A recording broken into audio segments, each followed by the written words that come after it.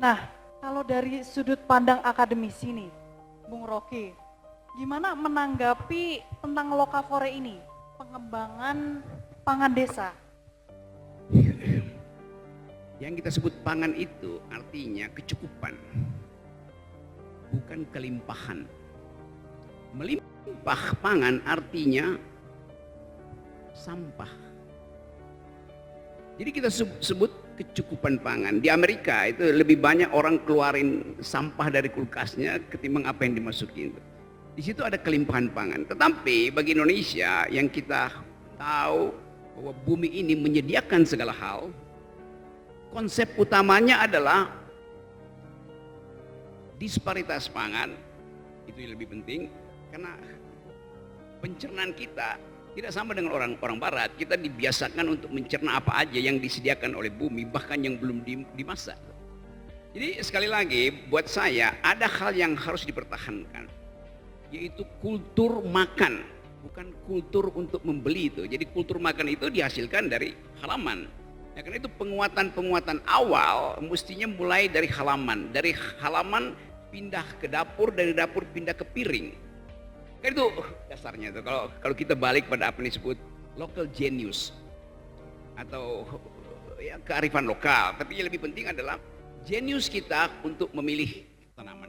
Di dunia begitu banyak riset yang memungkinkan kita tinggal beli 2 kapsul lalu kebutuhan energi kita terpenuhi.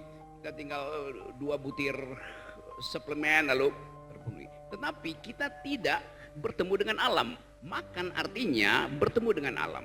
Misalnya di sini ada banyak hasil bumi itu. Kenapa nggak ada petek di situ misalnya? Ya karena petek bau itu.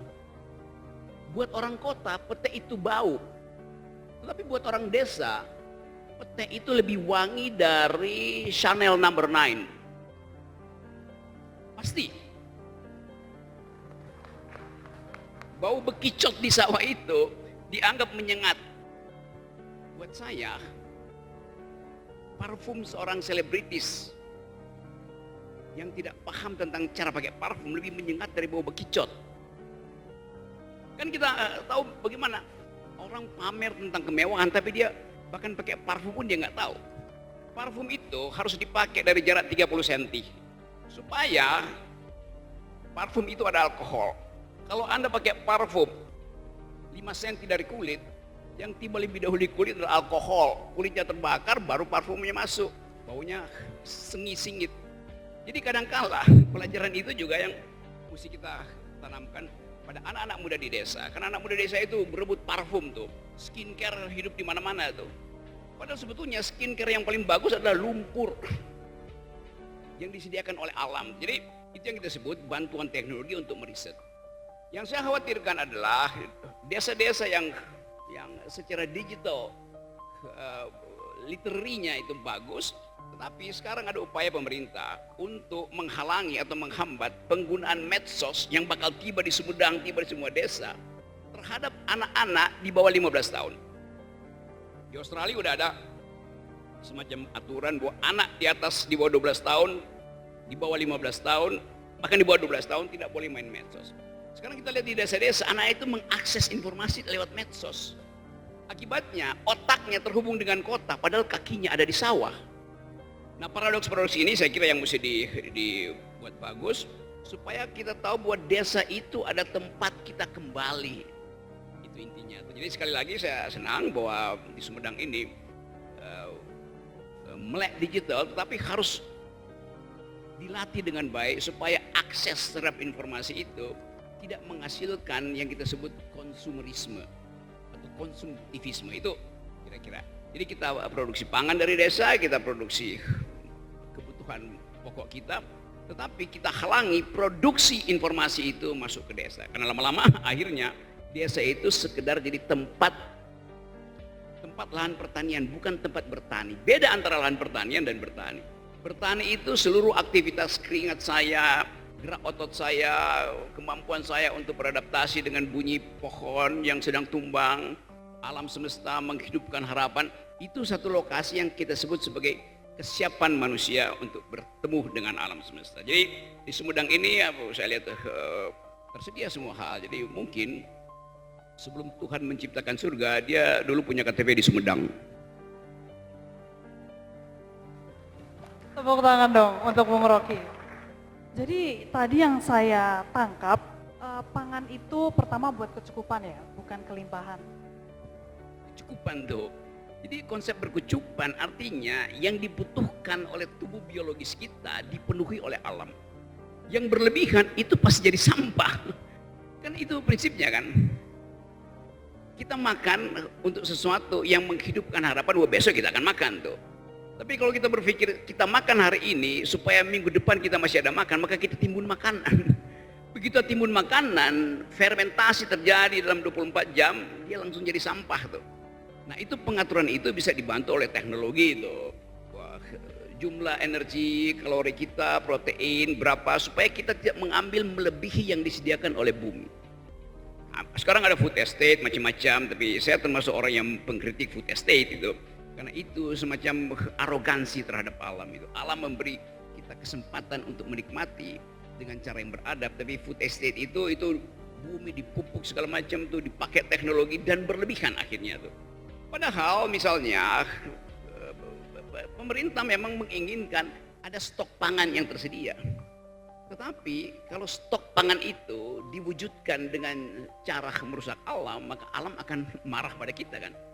Saya tahu bahwa pemerintahan Pak Presiden Prabowo berupaya untuk menyiapkan kondisi dasar supaya ada ketersediaan pangan, ada ketersediaan protein. Tetapi sekali lagi kita tahu bahwa Indonesia punya begitu banyak varietas pangan, itu bukan beras aja tuh. Jadi mungkin itu yang bisa diunggulkan. Kita sibuk bikin food estate di Papua dan akan ada 20 juta hektar akan dibabat hutan itu. Sementara 2 jam terbang dari Papua ke arah Darwin, di situ ada, Darwin itu adalah negara bagian paling utara dari Australia. 2 jam terbang dari Papua, kita tiba di Darwin ada penelitian tentang sagu. Lama-lama bahannya nggak ada karena sagunya dipapas di Papua kan. Jadi yang saya sebut sebagai keanekaragaman pangan itu lebih penting daripada satu monokultur pangan. Jadi kita juga mulai menganggap bahwa ya makan nasi itu kan ya kebutuhan orang kota tuh. Ya sedikit-sedikit kita boleh makan nasi. Tapi dari tadi saya makan hal-hal yang sebetulnya ditumbuhkan dari halaman rumah mak-mak. Tidak mungkin padi itu dari halaman rumah. Tapi pangan yang tersedia di kita itu didasarkan pada keinginan kita untuk menghemat energi produktivitas kita sambil membayangkan bahwa hidup sehat itu adalah pertaruhan peradaban. Oke, boleh tepuk tangannya dong untuk Bung Rocky. Nah, jadi tadi itu salah satu untuk menikmati alam itu dengan memanfaatkan apa yang ada di alam. Jadi bukan menimbun gitu ya, Bung Rocky. Kalau menimbun itu tadi katanya sifat konsumerisme. Jadi bagaimana Bung, pemerintah itu bisa mengurangi dan menghilangkan kultur itu, Bung? Karena memang sekarang ini tidak bisa disangkal, nyatanya kecepatan penyebaran informasi itu memang sulit untuk ditahan gitu. Tadi ada berita Pak Prabowo bertemu dengan Menteri Informasi Digital itu untuk mengatur kualitas informasi yang tiba, terutama pada anak-anak muda. Kan kita tidak lihat lagi, ada kecepatan berpikir anak-anak muda itu, kalau dia nggak mampu berpikir cepat, dia tanya pada ChatGPT itu. Kalau dia tak mampu untuk berpikir mendalam, dia berupaya untuk mencari tahu. Nah sebaiknya kita ingin supaya anak-anak muda ini memproduksi kuriositas, supaya kalau dia bertanya ke artificial intelligence, betul-betul pertanyaannya mendalam. Yang kita sebut ChatGPT itu semacam tempat dikumpulkannya problem. Jadi kalau problem yang kita tanyakan problem yang dangkal-dangkal, lama-lama ChatGPT bilang, oh ya Jawa Barat itu pertanyaannya dangkal. Itu artinya manusianya dangkal juga tuh. Jadi itu yang saya maksud, anak-anak muda desa itu ajukan pertanyaan yang berkualitas, tajam, supaya ChatGPT tidak bisa menjawab. Itu. Kalau bisa dijawab oleh ChatGPT itu artinya pertanyaannya dangkal. Nah di situ kita belajar. Jadi saya kira itu baik buat kepala desa seluruh Indonesia. Ajarkan pada masyarakat baru kita, pada anak-anak muda kita, Gen Z itu untuk mengajukan pertanyaan yang paling fundamental itu. Misalnya, coba tanya pada ChatGPT, apa beda antara pohon dan sungai? GPT pasti akan jawab secara gampang. Sungai itu menghidupkan pohon. Karena itu sungai akan melalui akar-akar pohon. Kalau teman-teman kepala desa bilang tidak, bukan begitu. Sungai adalah apa yang mengalir melalui kapiler pohon. Jadi sungai apa yang naik ke atas pohon dan sisanya yang pergi ke laut. Orang mulai berpikir, mana mungkin sungai bisa naik pohon? Kalau begitu pertanyaannya, kalau tidak ada sungai naik pohon, bagaimana mungkin pohon itu memproduksi karbohidrat, memproduksi karbon dioksida, menyimpan hijau daun? Jadi kita bongkar cara berpikirnya tuh. Demikian juga kalau kita sebut, ada paham kan yang belajar biologi, akar kita itu, akar pohon itu menyerap air. Air yang naik ke atas pohon, tiba di daun oleh matahari, diubah menjadi energi. Sisanya malam hari jatuh ke bumi. Lalu jadi sumber para sastrawan untuk membuat puisi bahwa embun pagi engkau telah selamatkan hidupku. Karena semalam aku tak tahu panas apa yang ada di dadaku. Tumbuh inspirasi.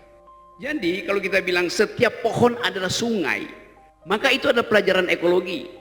Memotong pohon artinya membendung sungai. Kan begitu cara berpikirnya. Yang tidak diajarkan di sekolah-sekolah. Tapi justru dengan itu kita provokasi millennials ini untuk berpikir alternatif. Saya kira itu yang penting, dan saya tahu bahwa kita kerajingan artificial intelligence, kita keranjingan kuota untuk main internet, tetapi sekali lagi kita harus memanfaatkan itu untuk menumbuhkan pengetahuan-pengetahuan baru, termasuk pengetahuan-pengetahuan yang timbul dari, kalau saya misalnya jadi petani, artinya saya melatih kesabaran saya untuk menunggu panen. Sapi yang ada di kandang itu buat anak kota itu sesuatu yang menjijikkan. Tapi kalau diterangkan pada mereka bahwa Anda minum susu yang Anda beli di supermarket datang dari sapi di desa Sumedang, anak-anak kota itu mulai berpikir, oke, kalau begitu asal usul saya adalah desa di mana becek dan kotoran itu bukan dianggap sebagai sesuatu yang menjijikkan tuh. Saya kasih contoh, misalnya satu waktu saya naik ke gunung di Himalaya di ketinggian kira-kira 5.000-6.000 meter. Saya kedinginan dan tidak ada persiapan apapun. Suhu minus 20, kecepatan angin 90 tuh, pasti mati. Kebetulan di sekitar situ ada kandang-kandang sapi itu, yang namanya yak, binatang endemi di pergunungan Himalaya. Saya kumpulkan kotoran sapi itu karena saya tahu pengetahuan bahwa kotoran sapi itu adalah biomasa, dia memproduksi panas. Jadi saya kumpulkan aja kotoran sapi, masukin ke tenda, tidur di atas kotoran sapi. Itu cara menyelamatkan hidup. Jadi kotoran itulah yang menyelamatkan saya, bukan kasur yang harganya 60 juta yang jual di mal-mal di Jakarta. Oke, berarti memang perlu anak muda itu ikut andil ya, sudah pasti ya. Dan perlu mengetahui fundamental bagaimana siklus setiap yang ada di kehidupan ini. Jadi dasarnya seperti apa untuk mensukseskan juga program pemerintah yang mendukung ketahanan pangan lokal. Ya, saya percaya bahwa kalau kita bikin kampanye itu mesti melibatkan mereka yang akan menghasilkan bonus demografi di 2025. Kan seolah-olah bonus demografi itu ada pertandingan antara anak-anak muda Jakarta dengan anak muda Kuala Lumpur, anak muda Kuala Lumpur dengan anak muda Hanoi. Apa yang mereka pertandingkan? Ya startup. Di kita di Indonesia, bonus demografi itu jangan masuk dalam pertandingan yang dikuasai oleh anak-anak muda di metropolitan global. Mulailah dengan bonus demografi, artinya bertanding untuk paham bahwa tanah itu menyiapkan dirinya untuk diolah untuk kepentingan keadilan, bukan untuk kepentingan akumulasi. Jadi kalau kita ingin masuk pada tema bonus demografi, saya kira Departemen Dalam Negeri punya data tentang siapa yang potensial untuk memimpin ke depan. Kan Depdagri itu menyiapkan calon pemimpin tuh. Departemen lain mungkin lakukan hal yang berbeda. Tapi sekali lagi, memimpin artinya menghasilkan manusia yang mampu mengurai masalah dan mampu menyimpan perencanaan, bukan memamerkan perencanaan. Minimal dia bisa mengurai masalah tuh. Nah, masalah kita hari ini di tingkat ekologi bumi itu adalah soal lingkungan. Jadi anak-anak muda Indonesia mestinya bersaing untuk menghasilkan bonus demografi di bidang lingkungan, bukan di bidang teknologi komputer yang pasti kita tercecer oleh anak-anak muda di Cina, Vietnam, dan Thailand. Jadi harus ada segmen termasuk di dalamnya untuk menyiapkan daya tahan pangan kita tuh, dan menyiapkan anak-anak muda yang paham tentang ecological footprint, do speak environmental ethics. Itu artinya mempersiapkan kita untuk paham bahwa kita punya daya tahan pangan karena kita mengerti hubungan antara manusia, padi, duren, dan tanah. Itu dasarnya. Teknologi hanya membantu itu. Jadi bonus demografi bagi desa artinya bersaing di bidang ekologi, bukan di bidang teknologi. Kira-kira itu. Tolong diberi motivasi nih Bung untuk kepala desa agar mensukseskan petani milenial. Silakan. Ini hal yang selalu jadi kecemasan kita. Kita ingin ada bonus demografi, kita andalkan masa depan pada the millennials, tetapi kapasitas itu kelihatannya belum dimaksimalkan. Misalnya begini, kepala desa dia mesti milih apakah dana desa itu akan dia pakai untuk attacking poverty atau dia akan pakai untuk promoting capacity itu. Pilih aja. Ada uang, mau dipakai untuk memberantas kemiskinan atau mau dipakai untuk mempromosikan keunggulan. Itu memang harus datang dari rembuk desa pasti kan. Sebuah desa misalnya memilih, oke, saya tahu ada kemiskinan, tetapi saya bisa tunda sedikit kesabaran itu. Cara misalnya dengan mak-mak, mulailah dengan nanam dulu di halaman. Karena dananya mau dipakai untuk mencari apa keunggulan desa itu.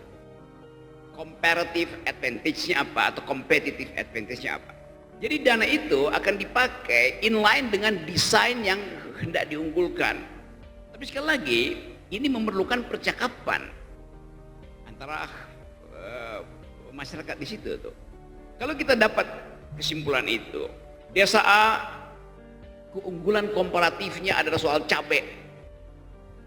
Kita bikin kesepakatan dengan desa B. Desa B keunggulan komparatifnya adalah tomat. Oke. Jadi ada semacam pembagian kerja yang diatur dengan mekanisme demokratis tuh. Maka dua desa itu kemudian bisa menghasilkan sambal yang udah dikemas dengan keunggulan masing-masing. Sekarang pertanyaannya, bagaimana peran milenial di situ? Kita mesti ingat bahwa dunia ini di-watch, diperiksa lewat drone, lewat satelit, justru oleh masyarakat global, bukan oleh pemerintah pusat. Jadi ikutkan faktor itu di dalam perencanaan desa. Misalnya begini ya, oke, dipromosikan ini ada cabai, ini adalah tomat, lalu diekspor ke Eropa. Nanti anak-anak Eropa mulai lihat, oh ya ini cabainya bagus, tomatnya bulat sempurna. Tapi mereka akan bertanya, cabai dan tomat ini ditanam di lahan apa di Sumedang itu? Dia punya parameter. Dia akan bilang begini, ya cabai Anda bagus, bahkan cabai dan tomat yang udah dibikin semacam selai itu menandingi produksi cabai yang terkenal Heinz. Tapi satu waktu dia akan tegur mungkin kepala desanya, kami tahu ini cabai bagus, tapi bukankah 6 bulan lalu kebun cabai dan kebun tomat di dua desa itu adalah hutan? Mulai terjadi percakapan tentang ekologi itu. Karena anak-anak muda di Eropa sangat peka, satu pohon ditebang di Indonesia itu bisa jadi perkara politik ekologi di Eropa tuh. Ini yang mesti di-watch oleh anak-anak muda itu tuh. Satu waktu saya ngopi di Hongaria, di Budapest itu. Lagi ngopi datang anak muda, nawarin saya kopi. Saya bilang, saya punya kopi enak di Indonesia. Saya bilang, saya punya kopi Gayo. Mereka bilang, oh ya kami dengar kopi Gayo itu. Tapi pertanyaan kami begini ya, Pak Rocky ya, buat anak Eropa, dia akan cari tahu ini kopi dari Gayo di Aceh ditanam di bukit nomor berapa. Mereka bikin peta virtual tentang bukit-bukit itu. Kalau kita bilang misalnya itu bukit nomor sekian, walaupun kita nggak tahu. Oh kita tanya, kenapa Anda mesti tahu dari bukit nomor berapa? Karena kami ingin tahu 2 tahun lalu bukit ini masih hutan atau udah jadi kebun kopi. Itu problem. Begitu misalnya mereka tahu, oh tadinya itu hutan, kenapa sekarang jadi kebun kopi? Dia akan provokasi partai hijau dan partai buruh di Eropa untuk memban, menghalangi ekspor kopi kita ke Eropa. Sedemikian pekahnya soal environmental ethics itu. Bagi mereka misalnya, dia nggak peduli mau pemerintahan siapa presidennya, tetapi bagi mereka, agama baru mereka adalah ekologi, environmental. Itu dasarnya tuh. Jadi kita juga mesti perhatikan itu. Nah, sekali lagi, inilah yang kita sebut sebagai desa itu harus kita anggap sebagai rahimnya negara. Hutan di desa kalau dia dipapas itu artinya merusak rahim negara, rahim kemakmuran. Ini ada lahan di sini. Lahan ini punya perhutani. Lalu datang peneliti, dia teliti ternyata di bawah sini ada emas. Sekarang prinsipnya apa? Mempertahankan hak perhutani atau ini jadi barang punya ESDM di bawah itu. Timbul konflik. Tapi mesti dikasih skalanya, apa yang lebih penting itu? Hutan atau emas? Itu dasarnya kan. Jadi itu pilihan-pilihan etis sebetulnya yang sekarang menjadi heboh di seluruh dunia tuh. Jadi saya mau menganggap bahwa desa itu adalah rahimnya negara. Dan kita semua tahu rahim itu adalah milik perempuan. Dan hanya perempuan yang peka terhadap ketidakadilan itu. Karena dari rahim perempuan sejak dia mengandung bayinya, si ibu udah membagi nutrisi dengan bayinya. Jadi ibu, mama itu adalah guru besar ilmu keadilan pertama di dunia melalui rahimnya. Begitu kita keluar dari rahim perempuan, kita masuk ke rahim laki-laki. Apa itu? DPR. Apa itu? Munas partai. Yang tidak peka pada keadilan. Jadi bayangkan desa yang merawat kehidupan bayi masa depan, begitu bayinya lahir, dia diternakkan di partai politik yang tidak punya perspektif tentang ekologi, tidak punya proses tentang justice. Jadi ini hal yang saya kira penting untuk kita bicarakan, dan karena itu saya anggap bahwa desa itu adalah sumber kasih sayang yang sempurna itu.